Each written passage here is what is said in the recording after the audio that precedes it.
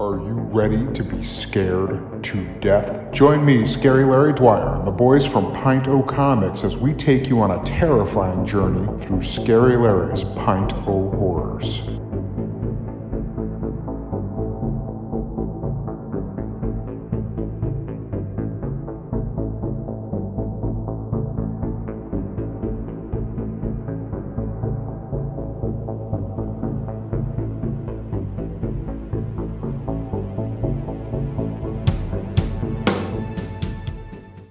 We have a gift, a very precious gift. And what do you do with gifts? Do you go around giving them to everyone you pass on the street? No! No, those wouldn't be gifts. Welcome to the 200 and something episode of Pint of Comics. Today we are talking about the 2008 film about vagina dentata. That's right, you heard me correct, vagina dentata. It's called Teeth. We got a lot of fun in store for you today. My name is Lloyd. I'm John, and we are here with this is a Scary Larry's Pint of Horrors episode. So, of course, as soon as we said vagina dentata, you knew that this had to be frightening because what the fuck is up with vaginas with teeth? So, of course, Scary Larry's here to guide us through yet another one of these films from season 2. We survived through Don't Kill It, Don't Worry. I know you people were like, after that Don't Kill It episode, you were like, we might have to cancel this all. Might have to kill this. What you people? Who you people? What people are you talking about? The folks out there who hopefully were smart enough not to go near that movie after we talked about it. And of course, because we're talking about a movie that is so, it's so strong on the feminine energy, unusual, yeah. Strong. We had to bring someone who is strong with the feminine energy, and she's the redheaded stranger. She's not much of a stranger anymore, but hey, I like saying it. It's Laura. Laura, how are you tonight? I'm fantastic. And the token vagina here tonight. The token badge. Oh boy, this is going to be a good one. I can already tell. I don't remember how we came to this one, but you guys voted on it. We kind of shifted up things. How we did. At one point, we put all the movies that were out to a vote. That's for the next episode. This was just a 4-piece. This was a 4-piece. What were the 4 movies that were part of the vote this time, Lair? This was Teeth. This was I Saw the Devil. This is Would You Rather and The Lure. Okay. Oh, The Lure. Which, by the way, I'm going to just say it right now because I love Larry so much. No matter what happens, let's just do The Lure at some point. Larry is hoping for The Lure to win, and it only gets 2 votes every single time. It is what is it, Norwegian, Larry? Is it Norwegian? Polish. It's Polish. Polish film about mermaids that Larry is hoping that you people will vote for, and you guys are just doing the exact opposite, which is cool. We still have a couple episodes left this season. We got to talk about Rubber. We can announce for the next film right now because we had to put 2 out at a time. We will be talking on the next episode about Deathgasm. So that's going to be fun as well. But this is all about vagina teeth tonight. Teeth, 2007/2008, released at the Sundance Film Festival, January 19th of 2007. On January 18th of 2008, almost a year later to the day, it received its limited run in theaters. Written and directed by a guy with a nice Italian name, Mitchell Lichtenstein. That is absolutely not Italian. He directed a couple films after this, but nothing really that I've ever heard of or seen. 2009 brought Happy Tears, and then 2015 brought a movie called Angelica. Yeah, this movie kind of brings happy tears, doesn't it? This movie certainly not to me. Oh, all right. No, tears here. This movie was a difficult watch for anybody with a penis for sure. It was filmed in and around Austin, Texas. This one here, from March to April of 2006. So that's your little statistics of the film. Right off the bat, Laura, I want to ask you a question because as in my vagina, we're all thinking it. We're all thinking it. Are you sure? That was not the question. Thank you for answering. We appreciate the honesty. Yeah, thank you for the honesty. The real question was when this came up, and you have done some of the episodes with us for Pint of Horrors. You did Tusk not too long ago, and you did the episode of Rubber that got deleted, lost to a computer issue. But you said something interesting to me, that you had a thing with this movie where you've seen this movie, you enjoy this movie, but you said something about prospective dates or guy friends. You kind of made them watch this with you, like that's psychological torture, Laura. No, I don't think so. It was more of a seeing how people reacted to it. Okay. Like, if a guy reacted like very negative, like of course you're going to react negatively if you have a penis. But if like it was like disgust and like ugh, I was like, I mean, I guess a good point is to see how whether he laughs at the "I haven't jerked off since Easter." Well, look, I don't know if it's right or wrong, but I laughed my ass off at that scene. It was more like it was fun for me. And it was always fun to watch other people squirm while watching it, because a lot of people hadn't seen it or heard of it when I showed it to them. And it was just always fun to show it to guys I went on first dates with.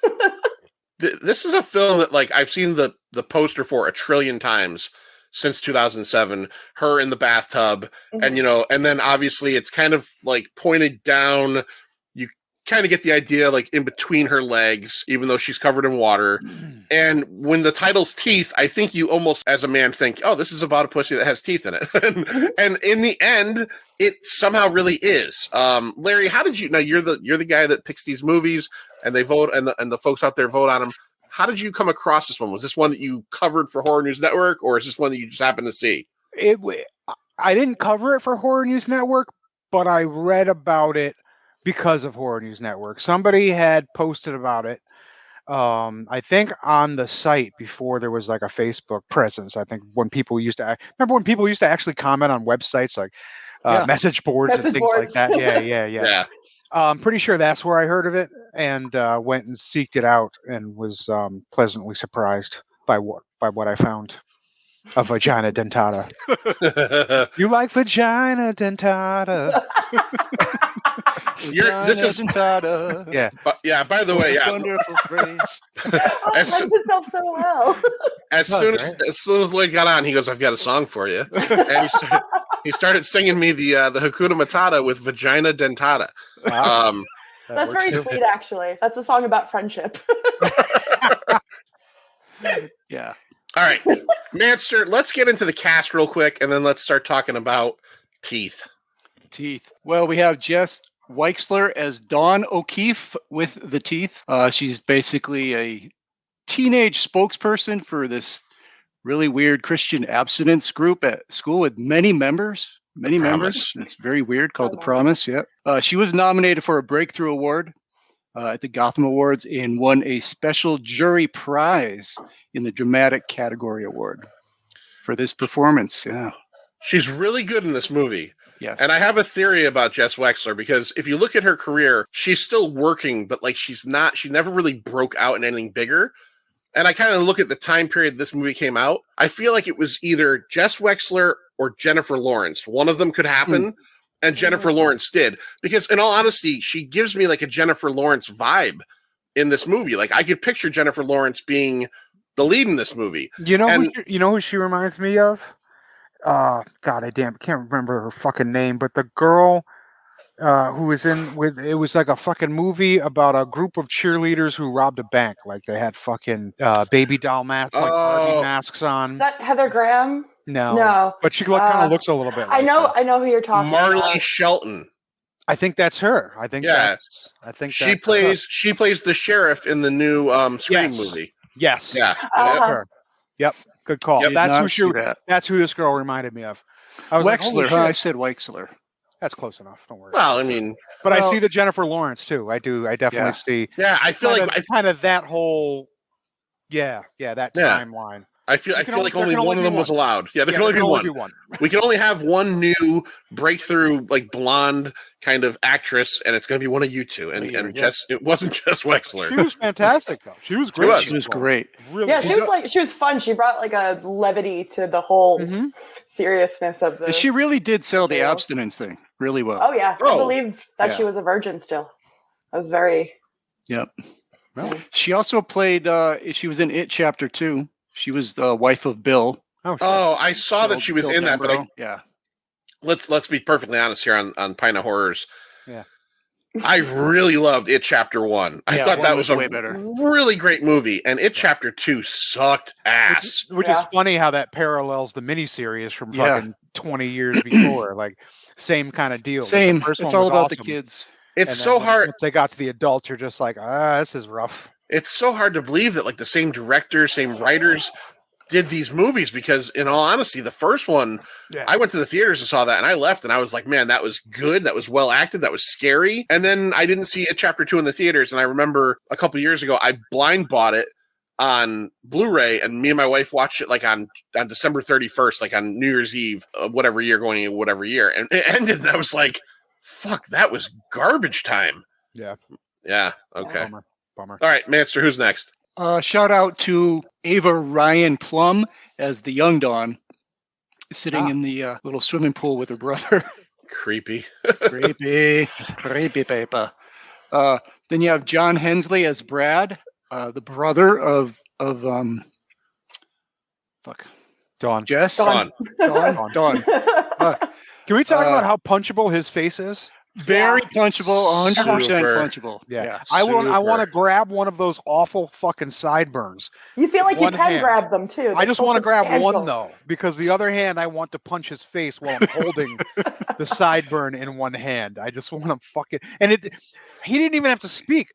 It doesn't matter that he's a fucking dickhead, which he is. Just looking at him, it's just the look. This is listen, this is a terrible thing to say. You should never want to punch somebody because of how they look. But sorry, this guy, I really wanted to punch just by seeing him. And the posters on his walls really solidified it. But his room, my wife watched this movie with me, and she said his room will say it stinks. And I went, yeah. Oh god, yeah. It definitely smells. How could that girl even be in there? Between the fact that like A, he's smoking in it all day long. B, it's got this weird open wall that the dog can come in and out of. Like, what happens in the winter? What was that? What happens in the winter when it gets cold? I'm assuming it gets cold. And then C, let's just face it, he does nothing but has ass sex with his girlfriend. So there's got to be a little bit of there's an odor going on in there. Yeah, there's something happening in there. It smells like butt sex in here. Oh man, yeah. Sorry, that's what I wrote. He was on Nip Tuck for 100 episodes. Wow. I watched a little bit of Nip Tuck, but I'm assuming it's a show about plastic surgery. Yeah, it was. Yep. Okay. And as the young title. Brad, Hunter Ulvog. Oh, Ulvog. Okay. Hunter Ulvog. Then we have Hale Appleman as Toby, basically rapey, horny boy. Oh, fucking every guy in this movie is an ass. Yeah. Well, it's rapey. It's gross. I think there's a reason for that. The stepfather. The stepfather's the only good guy in this movie. Yeah. Right. He's also in The Magicians. I've heard that's a good show. I've never seen that. Pretty popular show. I've never seen it either. It ended recently, but it was a sci-fi original, and I've heard multiple people say it's a pretty good show. Are they actually magicians? It's almost, I don't want to say it's like Harry Potter, but it's about like a magical school, but it's more for older kids, like an adults. Imagine a whole school of hold David the phone. Blaine's. I love Harry Potter. I don't know if you know that. Like, I'm a huge. I know you are. I was trying to defend it because I was afraid you were going to go. Now I'm about to log off and go fucking watch this. Like, come back to us after we finish this episode. Watch The Magicians episode 1 and text me tomorrow if you liked it or not. Okay. All right. No, it's just a lot of Chris Angel, David Blaine, Doug Henning. It's a lot of guys wearing leather pants and no t-shirt. Yes. I can't with that Chris Angel guy. I just cannot. Yeah, right. I cannot with Chris Angel. He looks like he belongs in Disturbed. Yeah. Yeah, he looks like he should be. Did you see? Lip ring? Somebody, oh God, what was it? Somebody just did a mashup of that fucking dumb song, Lloyd, Down with the Sickness with Spice Girls. I was going to say, what, Carly Rae Jepsen? No, with fucking Wannabe by the Spice Girls. Oh, man. And it works perfectly. Some of those mashups are amazing. Dude, I can't believe people fucking, do it. When we're done here, I'm doing it. Everybody Google it, and it works perfectly. It's like fucking dun, dun, dun, dun, dun. So tell me what you really want. And it's fucking, and then all of a sudden it just stops. Ooh, you're like, holy shit, this is much better than either of those two songs.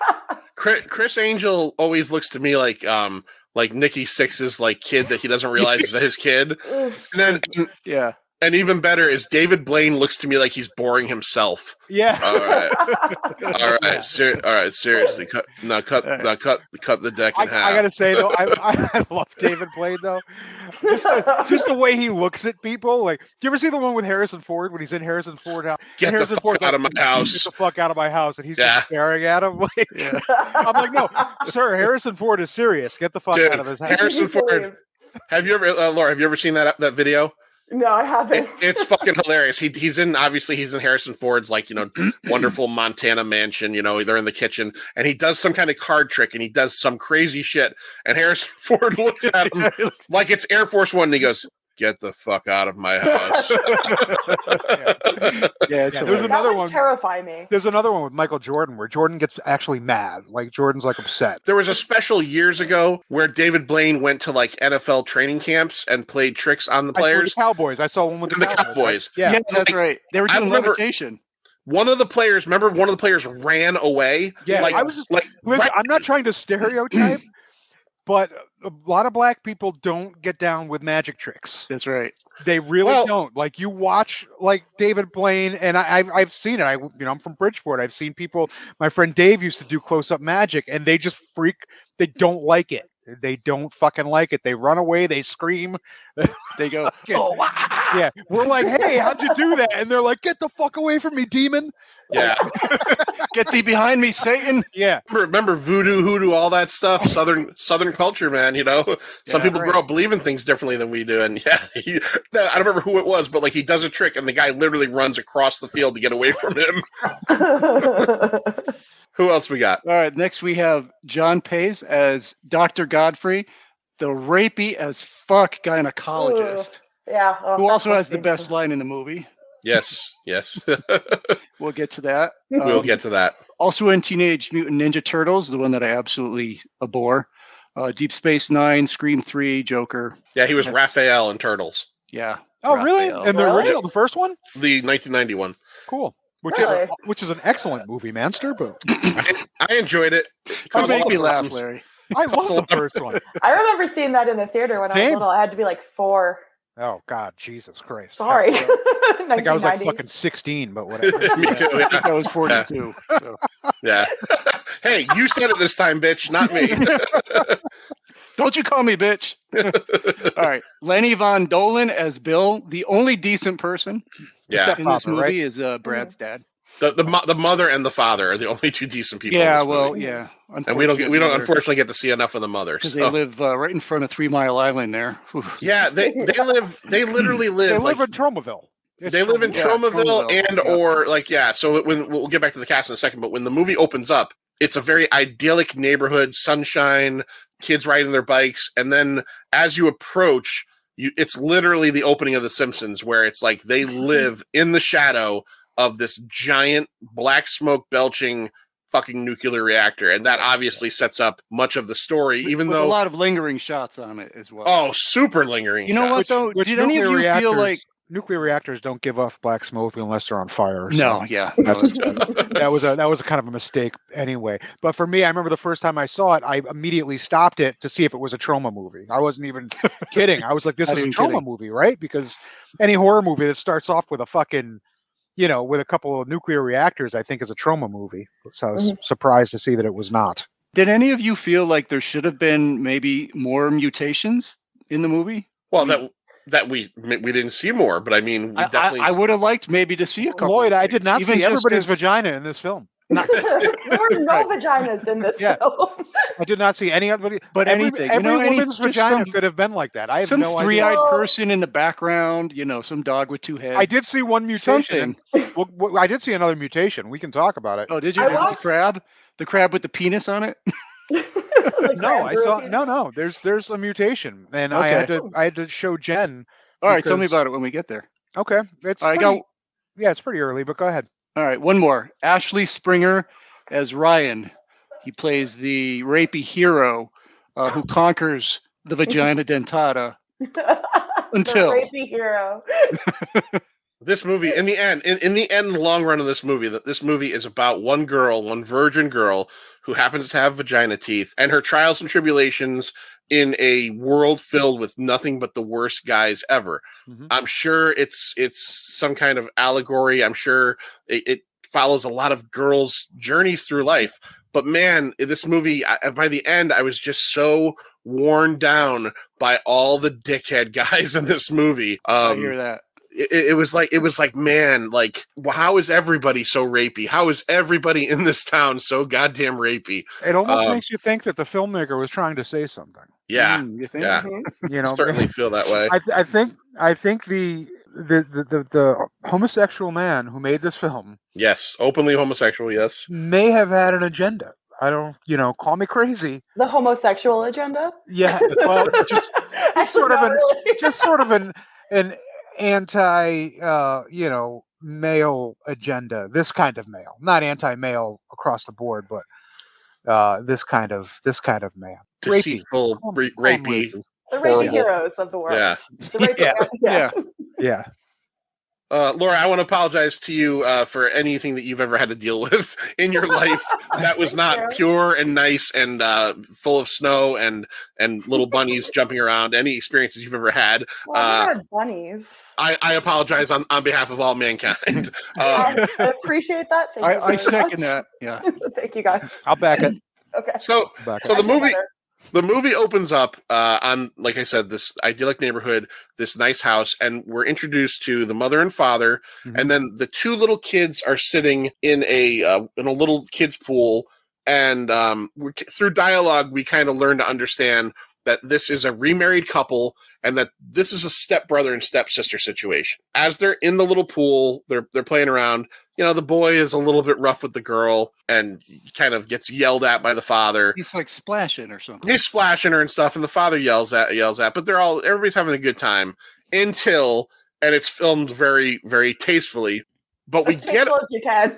As tasteful as you can. Well, what I meant tastefully was that we could have seen a lot worse. Yeah. It left it to the imagination. Did you catch what was spoken between them? He whispers something to her, right? I didn't catch it the first time I saw it. Oh, you could hear it? Yes. What does he say to her? I also put on the subtitles. He says to her, now show me yours. Now show me yours. Yeah. He says, I showed you mine, now show me yours. Oh, I'm sorry. Okay. I did hear that. I apologize. You did hear that. All right. Yes, I did hear that. So, we get a feeling that it's kids playing games. You kind of see him position his hand somewhere, and all of a sudden he screams and kind of pulls his hand away. The father goes to check on him, and his index finger is bleeding. And that's it. That's the end of that scene. And then we jump forward. Yeah, I think severed. Not just bleeding. It's like severed. it's hanging off. It's mangled. It's crunched and all gross. Which he doesn't. How much younger would you say the girl is? As much as he should. Like, oh no, your finger's hanging off. That kid should have freaked the fuck out. But they're within 2 years of each other. 2 years. I think she's supposed to be like a sophomore, maybe in high school. He's probably he's dropped out probably. He's out of high school, yeah. Yeah, he's probably either college freshman material or senior dropout. All right. I'd say 2 years, but yeah, mangled finger. Hey, we never saw her physically bite him. What happened? Ugh. So we jump ahead now into no blood on her mouth whatsoever. Right, not on her visible mouth at least. And so is there an invisible mouth in this movie? Yes, Lloyd. Yes, there is. Another word for it? I've never heard that. Should I start referring to it? I've never heard it called that before. We can call it the South Mouth if you like. I like the South Mouth. I like Mouth of the South, Jimmy Hart. That's what we'll call vaginas from now on. All right. Well, I got another name. I'm gonna try and make that catch on with the ladies. Can you, Laura? If you do and it works, let them know I said it. If it's horrible, it's on you. Okay. You'll get away with it a lot better than I will. Yeah, I'll take the brunt of that one. So we jump ahead, and now we're at this kind of I don't want to say weird, but this very Christian-y group meeting of a bunch of teenage kids, and they're all wearing this red ring. We meet Dawn. Now, Dawn, like a gumball machine. Yeah, it's just like a little plastic thing. And we meet Dawn. Dawn is the same character that was in the pool, but now she's obviously, early high school age. And she is one of these teens that is like the pinnacle point for virgin like living. Yeah. And the promise, as it's called. Well, Laura, do you want to explain what the promise is to people out there? She's like a Jonas brother, right? Pretty much just to stay pure. Don't let anybody touch you. Don't touch yourself. Don't touch anybody else. And that your gift is for your husband or wife on your wedding your gift. night. It's your gift. And wearing the ring is like keeping your gift wrapped. Yes. Yes. That's right. And she's very charismatic. She gets the asses in the seats. Like if there was a She's very good superstar, at it, yeah. If there was a superstar in the Promised World, it's her. Dawn, by the way, is a very great spot on name for everything that's happening in this movie. You know, I mean, again, written very smartly. While she is talking, she kind of catches eyes with this young smoldering hunk of do. That would be what was his name again? Toby. With an E. Toby with an E. Toby with an E. EY. Toby's a young, lithe guy, curly hair, cute. Hey, most chicks would dig him, and he seems pure. You start to realize they start to kind of date a little bit.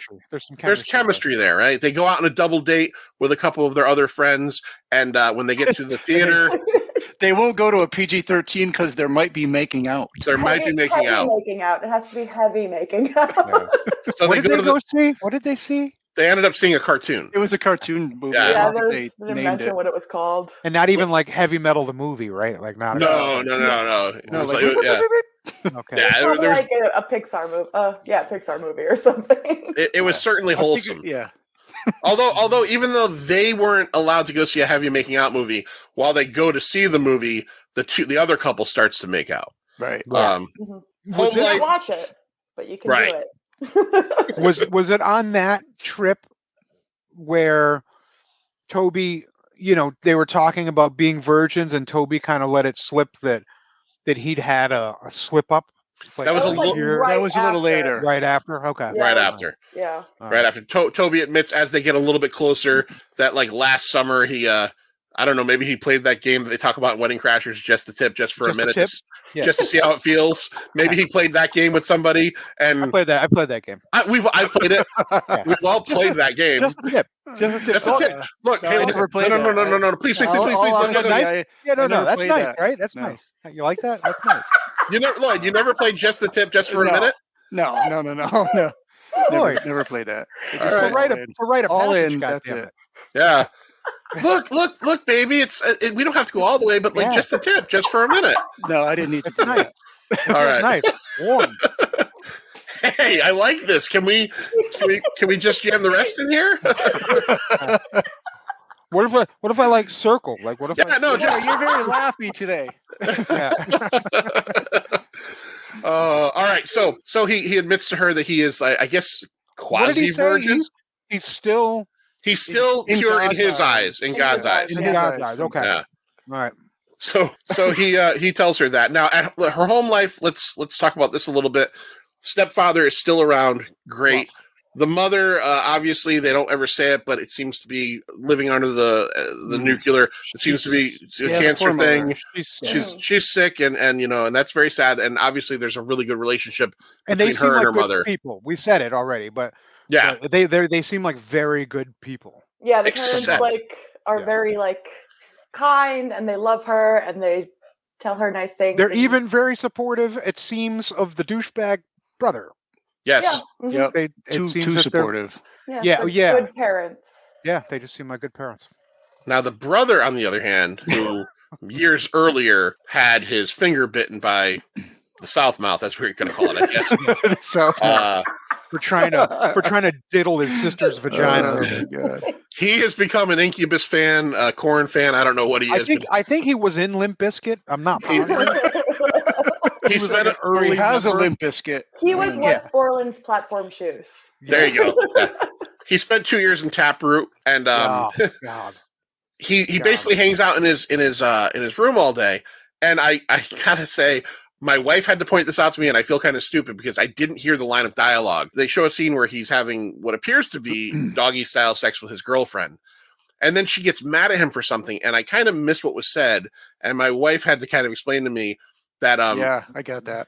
Yeah, what she said was essentially, I've got a perfectly good vagina. Why don't you use it? Yeah, because when they stopped, he said, "Did you like that?" Right. when we get the heavy feeling that all he does is have anal intercourse with her, and we also get the idea that the reason of this is because he's afraid of vaginas because of the incident in the pool. He doesn't really know why, because he doesn't remember what happened. I think he remembers. He remembers. Yeah, I think like so kinda, too. Yeah, it's in the back of think his so head. too. He's kind of repressing it because it does seem completely outlandish. Yeah. I mean, like as a child, he couldn't explain it possibly, but he knows there's something there that he should be afraid of. He totally knows what happened. He's lying about it because he's, and we'll get to this, but he's in love with her. He's in love with Dawn. Yeah. As much as a guy like this can be in love with somebody. No, I truly think he's in lust for sure. No, I think he definitely feels connected to her. I just find it hard to believe that a dude like that can actually love somebody. I think it's more of a possession thing, like a possessive urge. Yeah. Like that's kind of how guys like that say they love people. It's more of like wanting. It's own. I own you. Like, yeah, exactly. Yeah. Or she owns him. Well, actually, she does. Yeah. Whether he knows that or not, she does. That's what I mean. Well, I mean, he's been fantasizing about her forever. I don't think it's love, though. I think he might think it's love. I don't think it's lust. Well, we'll get to it. Something in between. I don't know. We'll get to it at the end, but obviously she owns him because at the end, at the end when she says it's go time, it doesn't take anything. Oh, I kind of think there is obviously some kind of traditional love on his end, because the only time he ever seems not apathetic or like an angry douchebag is when he's yelling at the father about how when you married the mother, you took her away from me. Like, right. You know what I mean? Like he is hurt by that. He's like, you could have fucking married anybody, and you married her. And I don't remember the word he says, but he's like, you took her away. Point. You did that to me, and that's why this kid is so fucking angry. Also, because he got kicked out of Limp Bizkit. And again, that also shows like his possessive nature. Like you took her from me. Like, she was his to have. Right. And that's what he still wants. Well, thankfully, he's got the sideburns to make up for it. Oh, he still does. He still has those dope ass pork chop sideburns. Yeah. He's got the mutton chop. I have so many fucking problems with this kid. Yeah. Oh no, he's a real fucking. And Larry, there's no doubt that he has a punchable face. Like there are people that have punchable faces. I know people I like that have punchable faces. So it's not your fault. I've been told I have one. I might have one. I'm fine with it. But you know what? Sure, mine's punchable. I get it. He's definitely smug. So that's kind of all these people we're dealing with, and we kind of progress further and further as Jess is like starting to fantasize about Toby. Right. She has like wedding night fantasies where she tries to touch herself. Yeah, I love that her fantasy involves a marriage. Yeah, like her sexual fantasy. Like you see her hand slipping down, and then they show her fantasy, and it's like, hold on, is he wearing a tuxedo? Like, who fantasizes about somebody in a tuxedo? They're getting married in her fantasy. Yeah, and then she's wearing her wedding dress, and they're giving each other their gifts on their wedding night. Yeah, it's so sexy. It's so consistent, clever. though. It is so clever. It's also well written and so clever. Her indoctrination to the promise, and they don't ever say it, but like maybe Christianity is so heavy that she literally can't even fantasize. Like she can't have like a nasty like fuck fantasy. It's still got to be like, even my fantasies, we have to follow the rules, right? We got to follow. Like, so we have to get married and then we can do the thing. And it's like, man, this chick's like, she's repressed, but it's cool. Yeah. She's got time on a nice day. Toby. Let me stop you there, because before that nice day, after she has her fantasy, somehow, I don't know, she calls him. He's in the gym at school in the shower talking to her on the phone. And they're both saying we shouldn't see each other anymore. Oh, right. Right. Remember this scene? Yeah. This Lloyd is the mutation scene. And I've never noticed this until this I'd have to say I've seen this like 5 times. It's not something I've watched a million times. I've probably seen it 5 times. Larry, honestly, and I like this movie, but like 5 times for teeth is a million times. It might be. I'm saying like 5 is a high. It might be like, it's definitely over 2, under 5. It's around there somewhere. This might have been my 3rd or 4th watch. I don't know. So I never noticed this before. But that scene, when this dude is on the phone talking to her and they're like, we shouldn't see each other anymore. I've been having bad thoughts, blah, blah, blah. 2 dudes walk in back of him to their locker, And one of the dudes who from the back looks like Adam Driver, he's got like Trent Reznor hair, takes his towel off and has a dick down to his knee. This dude has a fucking hoagie. This guy has a fucking chode down to his. I called my wife downstairs. I was like, I'm totally gonna rewind this now. Come look at this thing, because I rewound it like 6 times. I'm like, and they show it like it's like not like fucking full like right fucking frontal, like Dirk Diggler, but he's like on the side like this, and he's toweling, and he takes the towel off. And John, I'm saying this fucking thing has to be this goddamn big. It's almost to his fucking knee. So you think this was added in by the director as like to show that like I think that's this guy's dick. But... well, then it's not a mutation. It's just a guy. It is, because I think it's a happy accident. I think he was probably an extra who lived near that fucking the 3 Mile Island fucking. So it's a mutation. It's like a real life mutation. Like this guy was just, dude. You just got to see it. You think someone came to the director and was like, "Look, for this background scene, there's this guy." I know this guy. Kylo Ren lookalike with a fucking giant dick. Let's get him in here. We call him Meat. Did you ever see Porky's? We call him Meat. Yeah, I just saw Porky's like a week ago. This dude. I watched the commentary. Actually, was there an interview with this guy's dick? Like, no, but the director was talking about that scene. Stands up and talks. The coach or the teacher that's standing in the locker room. Yes. He told, there was another scene that he was deleted out of, but he told that actor that there was an active drug situation at the school. So the actor would be looking at the guys as they're going to their locker. And he said he wanted it to look like pervy. His coach was eyeing up the boys. And, yeah, that's exactly what it looked like too. Yeah. Which is kind of how I saw it, because I'm like, what the fuck is with this coach? Yeah, and he's just standing there looking at everybody. And I'm fucking watching, and then fucking Kylo Ren takes his goddamn towel off. I can't believe he's got a lightsaber hanging down. Huge fucking sock puppet falls down. I was just like, I'm gonna have to rewatch this. That's what all of us are going to do as soon as we're done with this. Yeah. It's still on my TV upstairs. Everybody listening, just fast forward to that fucking part. And I mean, it's quick. You'll miss it, but it shows like 2 or 3 times, different quick angles. But the motherfucking thing is almost to his knees. It's insane.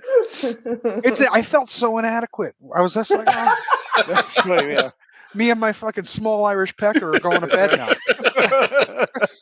Hey, before we go on, I want to mention, since you said the DVD and whatever, you can stream this on Prime Video, Tubi, Pluto, Roku, and Vudu. All right, and probably Pornhub, actually, based on what we're talking. And I think even YouTube or something, maybe. Maybe YouTube, yeah. I watched it on Pluto, so it's definitely out there. You know what Jen said? What's that doing all the way down there? I was like, no. That's what I'm saying. Jen was like, she was like, they make them bigger than. Okay, interesting. All right, you lied to me, Larry. She's never said that. All right, so Toby and Dawn go on a nice day picnic type thing. They go to this kind of quarry-ish lake area. Yeah. That's a real place in Austin, by the way. I was reading about it. It's like a swimming hole. Beautiful. Very beautiful. And she kind of says, "Hey, I brought a bathing suit." And so for her bringing a bathing suit, swimming with a guy, that's second base right there. Practically for this sex already. Yeah. Exactly. Right. That's Might as well get married. At this point, let's just fucking do it. Right. Yeah. So they go swimming. The prelude to the fantasy. They have a nice time. He didn't bring a bathing suit, so he's in his little boxer briefs. He jumps in the water with her. They have a nice time. They do a little light making out, all that stuff, whatever. Not heavy. Not heavy. Not heavy. Open mouth kissing, no tongues though. Just feeling it out. Hey, again, just a tip, just for a minute, see how it feels. So they go after a little bit of swimming and making out. They go up into this little cave area. And this is where everything goes wrong. And I know I've never seen this movie before, but I knew where we were going with this. Laura, do you want to talk a little bit about this scene? I just want to say how gross it was that there were already blankets there. Yeah. And they wrapped those blankets around. That was what I wanted to say on my face. That was disgusting. That totally was the agreed. Disgusting part of the movie to me. Totally agreed. I had the same feeling that when What's Up, Owen? I had the same feeling. Put them on. Yeah.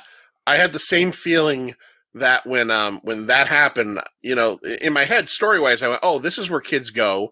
Like, this is like make out point or, you know, like get down point. But then I thought, but that doesn't make it okay. Like, I get it. It must be hard to bring your own blanket there because you have to swim with it. But like, you know, unless there's also a washing machine and dryer in the cave, none of this is all right. Right. No, I know. It's just, you just like, I can smell that blanket and feel there's a wash tub in there. It's a sudsy wash tub. So they end up doing some more, and it seems all very consensual and nice, and you think, okay, this is going to go the way we think it's going. Swimmingly. Very wonderful, nice little, hey, look, nice place to lose your virginity in a fucking cave and, you know, whatever. Yeah. And as things progress, she starts to have the feeling of, okay, maybe not, and she kind of says to him, you know, let's not, and fuck, he's in full on, like, it's happening or nothing's happening mode. He drops trow. He drops trow real quick. Yeah, real quick. He says to her, the line, Lloyd. What's the line again? I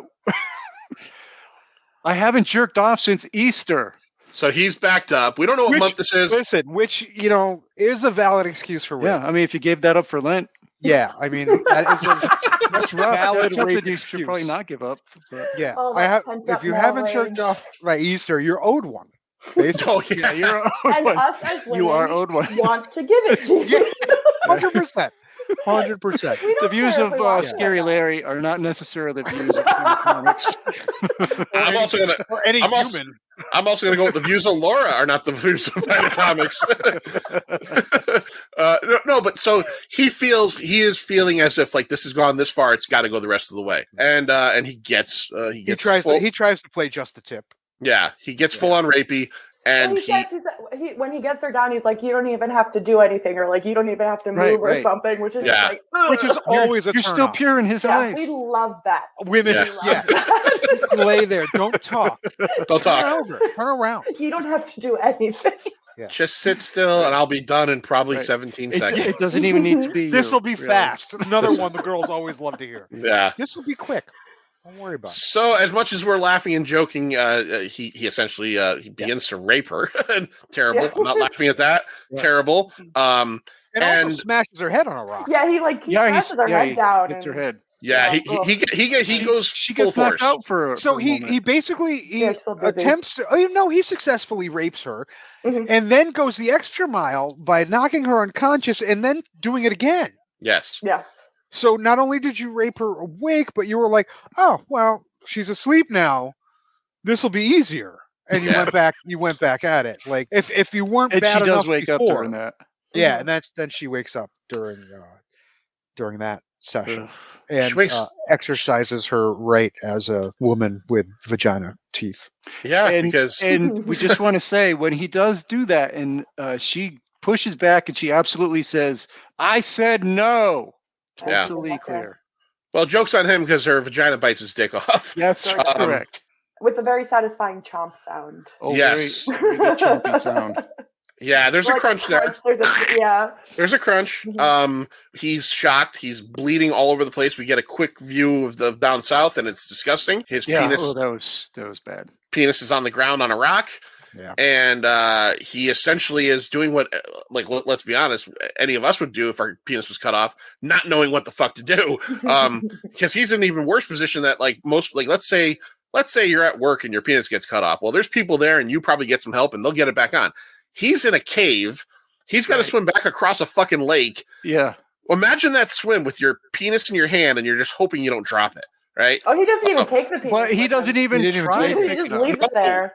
He leaves it there, and he falls into the water, and she essentially gets up and, you know, sees the penis sitting there and looks down, and he's gone, and she leaves, right? As, like, what is she supposed to do? She leaves. This guy raped her, so she leaves. She goes back into town, and now she's all creeped out, and now she's also very concerned because, hey, her vagina just bit someone's penis off. It is concerning.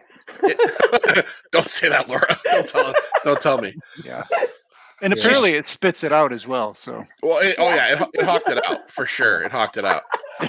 Yeah, imagine if it like ate it, right? Because it could have swallowed it. Oh, that's a whole different level. That is a whole different level. Right. Like it's somehow connected to the digestive system. Yeah, like pooped it out. Yeah, that'd be something. It went up and down. Now, a couple of things happen when she goes Maybe back to that's town. part of the adaptation. A couple of things happen when she goes back to town. One of them is, she starts to look up vagina dentata, which is this, I think we've all heard that at some point. But wait a minute, how does she do that? She takes a book and submerges it in water because that's always a good idea. Oh, because it's her biology book. Yeah, it was a biology book with a sticker over her school, right? The diagram of the female vagina. genitals. Yeah. She gets the giant star sticker off of the picture of the genitalia. She starts to read up on the lore of vagina dentata, and in this lore, she learns that it's something that's like existed in written history through all cultures, basically. But in the end, the idea is that there's supposed to be like this one conquering hero that can conquer the dentata. The dentata. So she's got to find, and this is all going towards, again, she's gonna have to find the right guy. Meanwhile, she meets who's the kid she meets like at the prayer meeting, her high school friend there. The other dude, Ashley. Ashley. Ashley. At least Toby was likable until he became a rapist. Ryan. That's it. Ryan is totally unlikable immediately. There's something about him I just didn't like at all. The hair. The hair, the kind of weasel. He's a little weaselly. We also kind of do reminded me of Jason Biggs, which is I see that. Which I don't like. Yeah. It's the nostrils, I think. He also was earlier in the scene when they're at the high school and he's like making fun of her, into right? the girl. Yeah. So he was already sort of making his friend. Wasn't it like one of his friends were like, "Go get her" or something? Yeah, exactly. Yeah, and like he was already established as like a douche. Yeah. Mm-hmm. Right. Yeah. So he kind of starts to show interest in her, and at one point she starts to reciprocate the interest in him. She goes back to the cave a few days later to see if she could find out what happened to Toby, because he's never been recovered. His body has never been recovered. He has never come back to school. She hasn't heard anything about he had to have his penis replaced. Right. She goes back. One of the funniest scenes in the whole movie. Have it replaced? Replaced with what? Well, I mean what I meant was sewn back on. They could have taken some from that other fucking guy in the locker room and Kylo Ren. Yeah, that's what he was there for, to donate. Exactly. He's like type of. Hey, where's the guy with the extra cock? Maybe that Bobbit guy had a little extra. Yeah. There you go.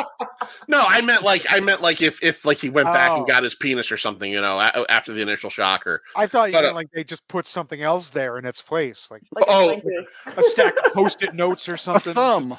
Like that something. Yeah. Like that He-Man character Trapjaw. He has like an interchangeable, like a machine gun and like a grappling hook now. Right. He's a superhero now. He's like the man of a thousand big dicks. toe off and just clip it on. Yeah. Yep. So she goes back. Funniest scene, one of the funnier scenes in the movie is her pure and total horror when she sees a crab essentially living on and eating his dick under the sea. Sebastian. Yeah. Yeah, it's Sebastian. What does that mean? Sebastian from The Little Mermaid. Yeah. He's a crab that in The Little Mermaid was her friend, and now he's eating this guy's dick in a cave. He's eating the dick.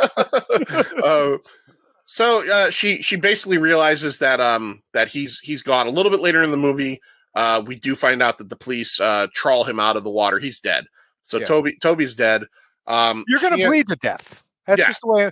You're gonna need medical attention. Yeah, quickly, and being in shock probably isn't the best time to swim across a lake. And also, that's also going to get infected in that water. Yeah, that's gross. That's not clean water. Yeah, that's also what You're definitely going to need some gauze. The blanket over there was dirty, and his dick wound is going to get infected in the water. Dick wound. Laura, can you say dick wound again? Dick wound. Okay, thank you. Next time I have to like if I was a rock star and on the road, that would be the name I would use. That's a great sign band. in. Yeah, Dick wound. No, I would use that to sign into hotels. Dick wound. To sign in. Yeah, that would be me. People would have to go. I think John Amenta is Dick Wound. Dick Wound Johnson. Now, what happens first? I can't remember because I want to go in a linear fashion. Is it her issue with Ryan, or does she go to the doctor first? She goes to the doctor first. Mm-hmm. All right, so let's go. She takes a bike. Yeah. And she takes a ride out to the, I guess, like the OBGYN. And for the first time. She's never for the first time. Yeah. Yeah. Which had hurt. Now, correct me if I'm wrong, Laura. You should have seen this kind of doctor before that, right? As a female, don't you go? Or no? I don't know. I mean, 16. She's like 15 or 16. I guess like within like a year or two. That's around the time that you. Okay, so it's not that crazy that she's never seen one. No, I don't think so. Okay. I mean, it really depends. Let's be honest, guys. I don't know how you feel about this, but whenever I see a scene in a movie that involves like the stirrups and a speculum, or it makes me queasy to no extreme. Yeah. And that doctor was so. Get your feet in the sakis. Yeah. Get them in the other saki. I'm just this all looks very cold. Yeah. And it doesn't look. It just looks very uncomfortable. It is very uncomfortable. and like physically and mentally, like the whole. I'm like, this isn't fun for anybody. Can't they put them to sleep? Can't you just put the woman to sleep and then do all this? Sometimes like how I feel with the responsive. dentist. Just put me to sleep.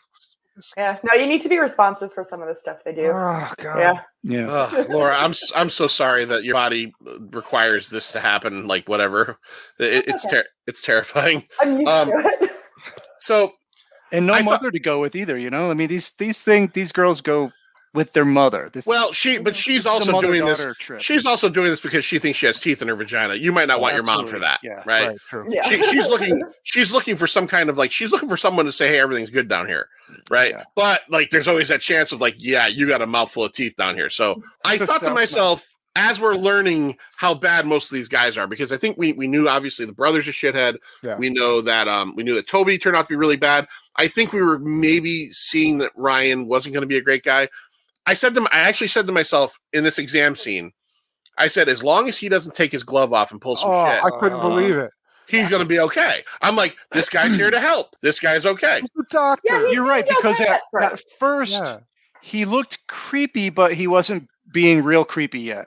He had that doctorly, exactly. Get up on the table, and you're like, oh, this is just that kind of guy.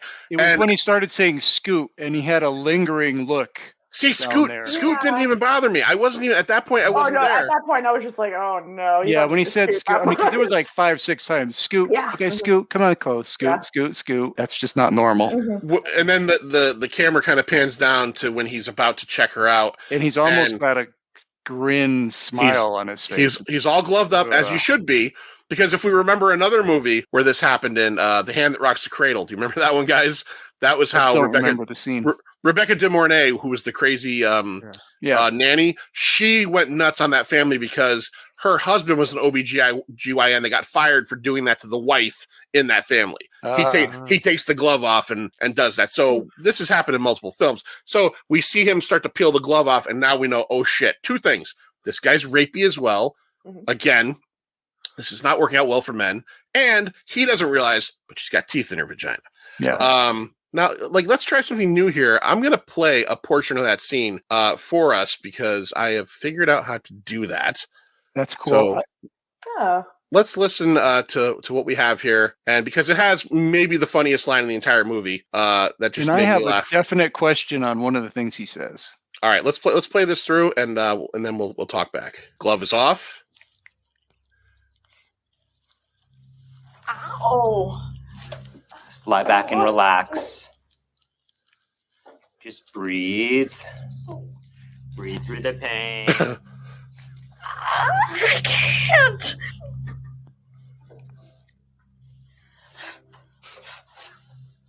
Oh my goodness. You're tight. Yikes. Relax. Yes, now there we go. What's... What did you put in here? What did you put in here?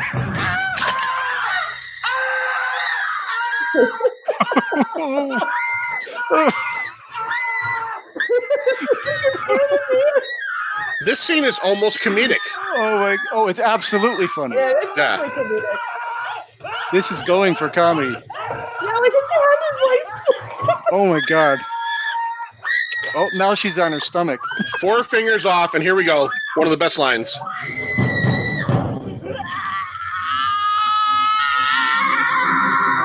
It's true.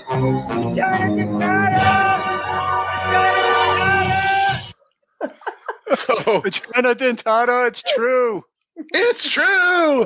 Yeah, that's absolutely horrifying. But at the same time, something about this movie that I didn't bring up earlier that I wanted to bring up and see if you guys kind of agreed is even through obviously some of the real like shit stuff, like the rapiness and everything, like that scene somehow manages to come across with a certain amount of like physical humor, and like her reaction, it's kind of funny, even though it's not. I think that lends itself well to the actress. She's like I said, like she brings levity to this awful topic of rape and like consent and stuff, but her face, like, I can't help but laugh. Like she's like terrified, and it's funny, also not funny. The music in this movie, also the score, also really works well. Like as you heard there, it's kind of like it's almost like fake suspense, bum bum bum. And the other thing I noticed about this movie, I don't know if you guys noticed it or not, but like there's a lot of this movie to me that feels like it's an after-school special. Like it's almost supposed to feel. I don't know if that was the director's intent, but I almost felt like it's supposed to be an after-school special, right, Laura? Yeah, there's definitely like a campiness to it. Yeah, it's subtle. It's not heavy-handed, but you definitely feel it. It's preachy a little bit, and it lends itself to the comedic aspect of it. I think. And that scene there is so physical too. It's not just humor, but I mean, she's all over the place on the table. He's going for the ride. It's hilarious. Still inside her. Right, this whole time his hand is literally inside of her. Yeah, that's funny. So and Larry has nothing to say. Larry's staying out, man. I get it. Trust me, I get it. Yeah. We couldn't do this episode without Laura here. It was actually in the contract. They're like, you can't talk about this without a female with you. Laura is our chaperone on this episode. That's right. Vagina. So he ends up losing the fingers. There's a scene later on where we kind of get this like repeated joke scene of different characters having things reattached in a surgery, and the doctor says like, "Are you ever going to explain how you lost those 4 fingers?" And obviously he can't, because first of all, number one, I was molesting one of my clients. That's not good. And second of all, she had teeth in her vagina. No one's going to believe that. Right. So she's just like, she's at the end of her rope. Her mom dies. Okay, and her mom dies terribly, like going to the fridge to get some milk or something. They don't show it, but she kind of drops, and we learn later that as she drops, she's screaming in pain. The brother has his door open the whole time and is again, engaging in the butt sex with his girlfriend, and he doesn't even bother to check on her, right? So that's important for later in the movie. Does he even shut the door? No, he leaves the door open. The whole house smells like butt sex and cigarette smoke. Yeah, all the butt sex is just leaking out. That's maybe why she fainted. It was too much. That's probably why. Just cold from that giant hole in the wall. Dog hole. Yeah, dog-sized hole. If you haven't seen this movie, just picture this. In the wall of his room, there's a hole cut out, and then on the inside of the room, a cage attached to it, so the dog can come in from inside or come in from outside, but still be in the cage. And he has this vicious like Roddy that he uses to attack his father later on. I would have liked it, even though it was such a dumb little bit. I would have liked to have seen like a sliding door that's shut between the two, or like a flap, even like a cat flap door or something. Even a flap, rubber flap, anything. Because anything else can get in there. Yeah, you're right. Weather. A ferret could come in and then right get right through the bars and run around ferrets. the house. He's got yard ferrets, just like Beastmaster. You never know. Poto and Toto just fucking make their way into a room, steal your shit, bring it back to Eric fucking Singer. No, that's Mark Singer, my friend. Mark Singer, Eric Singer is the fucking drummer from Kiss. That's right. That's right. That's a whole other singer. 2 different singers, man. A whole other totally movie. Different singers. And let's not even talk about Laurie Singer. Or Singer sewing machines while we're at it. Yeah. She ends up going because her mother has died. The stepfather explains what happened, and she's just lost, right? She's lost. She goes over to Ryan's house because, hey, what does a girl need? She needs a little bit of comfort. Just expecting to talk to him. She goes over and she straight up tells him that my vagina killed Toby. Yep. I've got to turn myself in, but I just need some time because my mom just died. And he's like, cool, let me hit it. He didn't. That's the crazy thing is this kid heard none of that, right? Because I got to be honest, even if it was a girl I liked, if she said something like that, my first thought would be, Well, she's saying that so I won't touch her. Right. Or she's unstable. Or I know it's far down in the ladder. She's got teeth in her vagina. So I don't want to force it on her. None of those lead to fucking. None of them. Right. But this kid, and yet, drugs her up. Right. He gives her something in her drink. Boy, he is just fully. He hands her the pill. She knows she's taking it. Her nerves are fucking shot. Mom's pills or something. Like my mom takes these. Yeah, right. Mom pills. Yeah. She jumps right into the bathtub, takes the pill because she just wants to relax. She wakes up in bed later on, and this guy's an incel who basically just has all the tools ready for that day that hopefully something happens. And he's got a little finger vibrator on. He's got a finger vibrator. What do they call those? He owns that, and he has a little box that he keeps. What do you? Yeah. What do you? You know what it reminds me of? Like, and I hate to talk about other movies while we're talking about movies, but it's super bad when fucking Evan had the fucking lube. It's just like, what the fuck do you need lube for? These are fucking high school girls. These are dried up old women. He's like, oh, well, look at me with my bottle of spermicidal lube.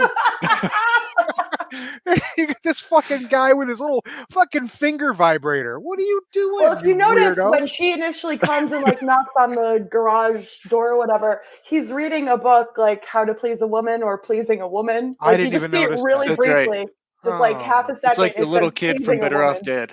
Yeah, except Beaver from Better Off Dead actually got the woman. Yeah, Badger.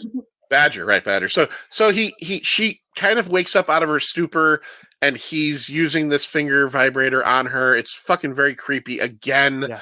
But like, she's drugged out, she's sad, she's lonely, and she's looking for this hero. And she kind of tells him the story, and he's like, "Let me be the hero." Like, and it sounds good to her. Yeah. So they have sex. Like, they have full on sex. And it works. He doesn't rape her. They have what seems to be like, hey, this is very nice, right? Like, this could be a thing. Rapey though, because he gave her this pill. Oh no! Yes. No, totally. That I have a little bit. But in her mind, right now, it's consensual. Yeah, right. Yeah, which is why the because he says, "Do you want me to stop?" And as soon as he says, "Do you want me to stop?" she's just like, "Yeah, like, okay, yeah." But which is why everything's okay. Teeth stay retracted, I guess. I think the point of this scene was to say that like she does have more control over this than she thinks she does because she's only been sexually assaulted. Like she doesn't know what consensual sex would be like. Right. That's right. So yeah, the juice got to get flowing to keep the teeth back. Yeah. Well, she's learning that she actually has a pretty fucking useful superpower. Hell yeah. Exactly. Oh, she's an X-Man, right? Does anybody realize this? She's an X-Man. Yeah. Oh yeah.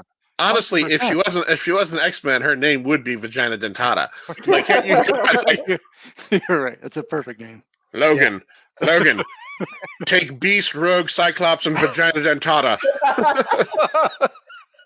And you would just have to hope that at some point she can like eat something with her vagina, like right, just a sandwich or something. Just a sandwich or something. No tongue down there. She a hoagie, There's no tongue that you know of, Laura. Right. They just didn't show it.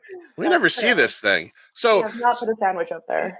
So I will rephrase that. She has obviously a drugged experience, right? But it's not as God, there's no way to say this right. It's more consensual than any of the other sexual issues. Right. She feels at that time that it's consensual. Right. Correct. Once she sobers up, she'll probably realize, hold on a second. Right. Right. They wake up the next morning and they kind of like, she's going to go and turn herself in. But like, he kind of like, hey, look, and she's like, hey, look, it was nice. Let's do it again. As they're doing it again, he does like, I don't know if anybody on earth would do this, but he receives a phone call from his friend. During, mid-coitus. It happens. This happens? It happens. Like from friends' experience, from personal experience. I don't know about... So these kids are what, 16? Let's just say 16. Yeah. Yep. I don't know. Maybe things are different. In my day, at 16, I was just so fucking happy to be having sex. I wasn't answering any goddamn phones. No. Well, plus there wasn't really a phone to be said of. You know what I mean? It would have had to have been a fucking normal handset, like a. It's not 16-year-olds that only do this. Grown adults have done this. Oh, well, there's problems. It's something that happens. There's other problems then. Well, okay, so I'm not even necessarily talking about answering the phone, which is bad enough. But to answer and that is bad. Trust me. I mean, let's concentrate on what we're doing here. He answers the phone, and then he continues out loud to have a discussion about how the bet, we're doing it right now, man. Yeah, I win. You owe me, whatever. Fucking Super Mario 3. Throw me a handy. Yeah, and what? And then as they're having this and here's the thing. This guy might not realize it, but if this girl can control this thing, right? Mm-hmm. And she doesn't remember or can see past the drugged first time. She's obviously into him, and for a former promise ring holding card carrying Christian, she likes to fuck, and he completely blows it by taking this call and going on about it. Well, this angers her. And she bites his dick off. And again, this guy, this just goes to show what a weasel this guy is when his dick is bitten off, what does he do? He calls for his mommy. Yeah, right. On an intercom, calls for the mom. So she gets up and leaves him there, penis, on the bed.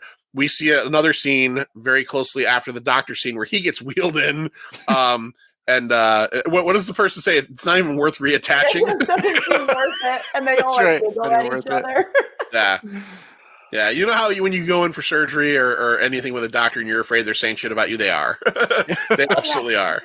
Manster, why don't you move us into the final act? What is her final act of vengeance here? Who is she now targeting because of what happened? Well, she eventually goes to Brother's place, but not until after Brad's father attempts to kick him out, right? So Brad's father tries to kick Brad out, starts giving them the business, and then Brad just sicks the dog on him. Fucks him up, man. Yeah, fucks him up bad. How does man, how can you do that to your own dad? Yeah, the dad's a super nice guy, and obviously he's put up with this kid shit. I mean, that's what he says. He goes, "I'm doing something I should have done forever ago." And it's not like that's not obvious to the kid. There's this little bit in the beginning when she first goes into the stepbrother's bedroom to be like, "Hey, we were never brother and sister. Let's change that." Trying to get a better relationship with him, and he that's says right. Something about you think I want to be stuck here living with these assholes? And she just the way she looks at him, she's like, "Mom and Dad." It's just so funny. She's like, "You called Mom and Dad assholes," and I don't know, it's just really funny. Yeah, that's right. We forgot about that. Yeah, she did try to reach out. Yeah. So anyway, the father, I guess the dog gets released and the father gets up. But Dawn comes in and, basically seduces the stepbrother. Yeah, seduce is a weird word. All she has to do is show any sort of... Yeah, she doesn't have to do much of anything. Well, I think the word seduction basically kind of means that, just come in and go, "Hey, look, hey, sailor." Boom. Boom, that's it. That's all you need. Hey, sailor. It's happening. Boom, that's it. Yeah. But I mean, you could see in her eyes that as soon as she found out about how her mom died, I feel like she got the idea right then. Mm-hmm. Well, let me ask you a question, Larry. At any point in this movie, before the mom thing, because when the mom thing happens, it's too far gone. But at one point, halfway through this movie, I leaned over to Lindsay and I said, "Is the brother going to be the hero? Is that where this movie's going? Is that No, I didn't think that. That's fucking twisted, you gross bastard." That's gross. I did think that. Well, because again, he has that moment where he gets mad at the dad and you feel like maybe that he truly loves her. Right. So I'm like, is he going to be the one again, because movies end fucked up. I'm like, is it going to end where they have sex at the end? You mean that he would be the one to conquer the teeth? Yeah, absolutely. Oh, fuck. No, absolutely. I never thought that. Okay. That didn't cross my mind either. You thought this was going a really what is wrong with you? Well, at least they're not really related. At least they're not. Right. I mean, this is just stepsister porn, which is that's all over. Yeah. Which I guess is not really a problem because they're not really related. But it's a problem. No, it is. I mean, I mean, chemically, it's not a problem. If she happens to get pregnant, there's baby's probably not going to. We're talking DNA. Yeah, we're talking DNA. Yeah. Oh yeah. No, I didn't think. Yeah, John, I didn't think that was. Well, listen for a second. Listen. Hey, I'm not judging. This is no judge zone. I'm not judging you. Right. He's a shit bag guy. Yeah. But until the scene where they solidify the fact that he kind of like let the mother die, he's just a shitbag guy. Right. Obviously, at that scene, he's gone past the point of no return. So I said this earlier where I thought, is this the twist that this movie's going to show? Is that all the guys that like she goes through that seem good, Toby and blah, blah, blah, blah, blah, blah, are not the right ones. And then she's going to end up with this kid at the end. And it's going to be like, this was supposed to happen the whole time. I'm not saying that's a good ending, but like that could have been a twisty type ending. I'm sure glad it didn't go there. Thought process would get you there. I could see it going there. I thank see it going there. Thank you. Glad it didn't though. I'm so glad it didn't go there. Yeah.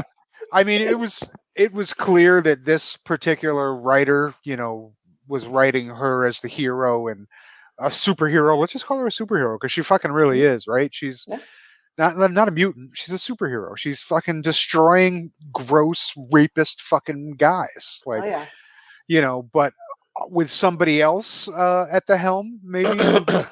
I could see this going that way, and that would have been sad. That would have been too bad if that's how it ended. Yeah. I'd have been like, oh, all that way just for this? Yeah. For her to end up with fucking fake West Borland. She did it all for the nookie. Anyways, he does recall, right? Like, so she mounts him while they're doing it. He does recall the incident with the finger. He bends her over, right? I think, doesn't he? Am I right? She mounts him, and then does he bend her over or no? Like he gets nervous. I don't remember. I don't remember that. Okay, but I know it was at the moment he realized it, and then she's, Yeah, he looks at his finger. He's got the scar on there, obviously. Yeah. And he remembers. Oh shit! Then he remembers. Got teeth in her vagina. Yeah. And then good old. What's the dog's name? So obviously she rips the penis off, spits it out onto the floor. He's got a Prince Albert, which I did read. This is like one of the few trivia. This movie has like no trivia. A local bakery made. So obviously the penis was a prosthetic of some sort. What? A local bakery made the ring. Made the penis ring so that the dog would be attracted to it because it was food. So in the commentary they said that all the other like prosthetic penises were latex, but this one had to be edible just in case the dog ate it accidentally. Like, because at first he just has it in his mouth, and then like when it's in his mouth, I think it's a hot dog. But they had to like make sure that that first one was edible in case he ate it. No, I didn't know about the dick ring though. That was cool. Yeah. Now, was there ever a scene in a movie that had so much suspense to you guys? Because as much as we dislike the brother, when the dog picks up the dick off the floor, I think no matter who you are, you're going, "Oh, please no, please no." I was like, eat it. I'm with Larry. Yeah, this kid's bad. This kid's bad, but there was still the part of me that was like, "Please don't eat that penis." Like maybe he hasn't learned his lesson. Maybe he'll have a mangled dick. Maybe every time he pisses, it'll shoot out in 6 different directions, and he'll be reminded. But once that dog eats this dick, it's over, and the dog eats the dick. The dog eats the dick. Yeah, there's no coming back from your penis being eaten off of your carpet by your own dog. There's none. Fred Durst ain't taking you back in the band. Right. That's for goddamn sure. Yeah. And you're not going to piece it together once the dog gets rid of it either. Yeah, just kind of like taping it together a little bit. Yeah, it ain't going to work. Spirit gum. Spirit on a little tube of spirit gum. It says perfect for just disattached dicks. Yeah, exactly. So what happens then? She leaves and goes hitchhiking, right? That's when she gets picked up by the old guy. She thumbs it and gets picked up by, some fucking old guy, and you're like, oh, thank God, a nice old guy. Fucking, this girl really attracts the fucking dregs of humanity, because the old guy, they park, and the old guy's just staring at her, licking his fucking lips. I wanted to punch my goddamn television. So gross. That was maybe one of the grossest scenes in the whole movie. When he rolls his dentures, and clips them, like makes that clacking sound. Yeah. Like, oh man! And then the ending of it is essentially her looking at the camera. Yeah. And we breaking the fourth wall. Yeah. We're this is eventually going to be the story of, which is unfortunate because that means she has to let this old guy's dick in her. Yeah. Yeah. But that's her path. That's her path now. Is now no longer the promise. It's now her calling. Her calling is I'm going to go across the country, take care of lecherous guys. Like, so yeah. Unfortunately, that until Professor X finds her, at least. Yeah. Yeah. It He of the bald head. Calls her into the school for gifted youngsters. So until that happens, then she will just, roam like rogue, just roam the countryside. Just hitchhiking around, waiting for a guy to rape her. Eating dicks. Just eating dicks. Yeah. And just not in the way guys would like it to happen either. Actually, the exact opposite of the guy. The way a guy would like it. Right. I actually just hold on. I'm getting a message from the Pine Comics statistics department.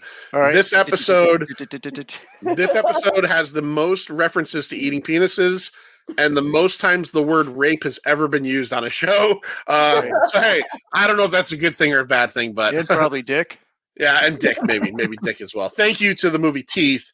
So as we do here on Scary Larry's Pine of Horrors, we have to rate this thing. Larry, what are we going to rate Teeth on? Let's say promise rings.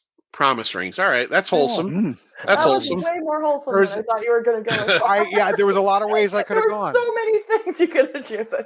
Thank you for going wholesome on this. Or is it a purity ring? Promise ring is what we know. A promise ring is like a pre-engagement thing. So then a purity ring. I think this was a purity ring, right? Well, the thing is actually called The Promise in the movie. So okay, that's like the name of the group. Oh, okay, all right. The group. Let's call it a purity. Well, we're gonna rate this on purity rings. Purity rings. Okay. Yeah. All right. Seeing that he's recently starting life over. And his hymen has been reattached. Manster, my hymen has been reattached. Your well, not that it came off. What's the word? It's put back together again. It's not broken. Okay. What would you rate 2007's Teeth on a scale of 0 to 5? As always, 0 being the worst, 5 being the best, quarter and half scale optional. And the rating scale is purity rings. What do you give it? 0 to 5 purity rings. Well, this is a unique movie. It's got, it's subversive. It's got things beneath the surface that they're not. Oh, there's things beneath the surface. Yeah, it's beneath the surface, but it's not just a movie about vagina teeth. It's deeper. Like it's a superhero. She's learning to control. She could control. At first, it controls her, but at the end, she controls it. I like it. I like what it does. I like what it says. I like the funny parts. I like the gory parts. I'm going to give this 3.75 purity rings. All right. Well, I'll go next. I absolutely shadow you on that 3.75. All right. I enjoyed this movie immensely. It's not a movie that like Larry, I'm not watching this 26 times, but it definitely is worth checking out. It definitely is a different story, right? I mean, this is Pine of Horrors, and even though it doesn't play out as a regular horror movie per se, I mean, it is. It's horrific. I mean, there's real life horrors, as we said. All of the lecherous, terrible men, all of the things that she has to put up with. That as we joke through this whole thing, that many women have to deal with every day from so many, people like that. There's definitely a deeper level to this whole thing. It, like I said, it's got that after school special vibe. The acting is good all the way across. I like the music in it. I like the soundtrack. Again, it was very whimsical at points. I never knew that was the tone of this film. Every time I ever saw the poster for Teeth and I knew what it was about, I thought it was like going to be darker, like a much darker movie. This is almost like, this is a movie that has a lot of dark subjects and a lot of dark subject matter, but it's at the same time, it comes off almost, like I said, like with a whimsical spirit. So I give it 3.75. I really this is solid. I guess Sir John used to say, this is a solid 3.75. Yeah. I really enjoyed this movie. All right, Laura, for that feminine quality we needed. What do you give Teeth on that scale? I'm going to give Teeth 4 purity rings because I obviously I love the powerful, dangerous vagina that attacks men that deserve it. Like the lead actress, Jess Weixsler. Yep. She was great. She was just fun to watch. You sympathized with her and you laughed with her, and just like I thought the plot was strong. Like, I enjoyed it the entire time through. Like, obviously I've seen it multiple times. It's a good movie, and I want people to see it and kind of get the good message from it that, like, consent is important, or else you get your dick cut off. Yes. Before we get to Larry, I do want to say as well, another thing I like about this movie that I bring up a lot. I like longer movies, yes, when they merit it. This is like an hour and a half, and it gets right to it. Yeah, right? It's the right length. This is the right length. There's nothing you have to excise off this movie. There's nothing you have to bite off and spit out. Bigger's not better. Yeah, bigger's not always better. This isn't the Kylo Ren dick of movies. You gotta see that. This is just the right size. All right, so of course we have to end every episode with Scary Larry Dwyer. It's his name above the title of the show. Larry, what do you think about Teeth 0 to 5? Yeah, Teeth. First of all, this is an odd entry into the rape revenge genre, because usually they don't include humor, right? I mean, sometimes there's American Mary has some humor. Last House on the Left doesn't. I Spit on Your Grave doesn't. But even the ones that do have humor, it has humor, but they're not funny, where this is actually funny sometimes. Like, this is, in a very touchy subject, it still manages to be light enough to get laughs. And the performances are really good. I love, the director we talked about is an openly gay man, and, he had a story to tell, and he got his point across. And if you stuck around through the credits, you'll even see at the end it says no man was harmed in making this film. I wrote that down. Hysterical, just hysterical, because what else do you see? It's usually it says no animals were harmed in the making of this film. Right. Man are animals, and he's just pointing out the fucking simple fact. Men can be animals. So I think it's an excellent movie, not just for horror, but as a whole movie. I'll echo Laura and give it a 4 purity rings for me. 2 4s, 2 3.75s. That's pretty damn good. Pretty good score for sure. All right, so that has been this episode. Next episode, we're going to talk about Deathgasm. So yeah, and there will be less dicks cut off in Deathgasm, I'm assuming. Are you sure? But still dicks But cut there off. are still dicks being cut off. Oh, okay. You haven't seen it yet. I haven't seen it. Yeah, we were supposed to do both of these in one night. Things got screwed up, so I didn't watch it because I wanted to watch it as a little bit fresher. And it will be the same 4 of us doing that episode, so that'll be fun. Now, before the Manster tells you all about where to find Pint of Comics, I've got to bring this up one more time. Go to our Patreon, $2.50 a month. We'll get you a ton of extra content. I'm trying to push it out there. Me and Larry just recently did an episode on Over the Edge, the 1979 Matt Dillon. I had to miss that one. Matt, yeah, you couldn't make it. The Matt Dillon film. Stu and I did a triple T on Hellboy 2019. We're going to be pushing stuff out left and right. And there is at least one sub-series that if you're a fan of Pint of Horrors, you're going to want to check this out. We are doing Scary Larry's Pint of Horrors Classics, we're calling it. No dice roll. Larry's going to just come up with some classic horror movies. So again, we love Teeth, but this is more along the lines of we're going to be doing Evil Dead. We're going to be doing movies along that vein, big time horror films. So the first episode, it was my choice. The first episode will be coming soon on the Patreon. We did 1987's The Lost Boys. We did it for the 35th anniversary. Evil Dead, the 81 version, the original version will be next, and then we're going to just keep pushing them out there and there. And Manster, I wanted to tell you real quick, because I knew this would hurt your feelings. On the Patreon, I put up a poll. No feelings. Larry gave me 5 movies that he wanted to do for episode 2 of the Evil Dead, and there was 4 other movies. And I put it up on the poll on the Patreon and let the patrons decide what movie we were doing next. They picked Evil Dead. He put The Shining on there. Only movie not to get a vote, just so you know. It didn't get a single fucking vote. I knew that would hurt my feelings. I knew that would hurt your feelings. All right, Manster, tell everybody about everything else Pint of Comics, and then let's get the fuck out of here. Well, you can subscribe on Apple Podcasts, Spotify, Stitcher, Amazon, anywhere where you get your podcasts. And if you would, go ahead and give us a review. 5-star would be great. You could subscribe to our YouTube channel for podcasts and special reviews and stuff in videos, and ring the little bell for notifications. On Facebook and Twitter, it's at Pint of Comics, and on Instagram, it's at Pint_O_comics. And you can still go out there and find our On the QT episodes. That's right. Do a search for On the QT and you'll find it. Still out there, evergreen. Laura was on episode 1 where we talked about Reservoir Dogs, and Larry was on episode, what was that, like 5, 6, where we talked about Death Proof. His favorite one. Larry's favorite. Everybody's favorite. Okay, so fucking figures, man. Until next time, Lloyd, what's the words? See ya. We are leaving!